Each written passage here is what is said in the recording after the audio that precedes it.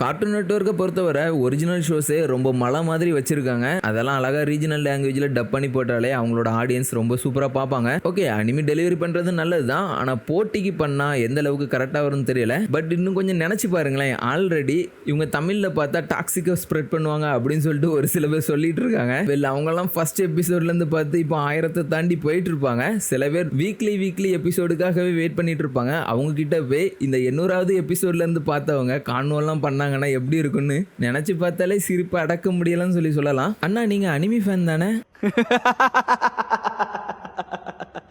One piece பார்த்துருக்கீங்களா?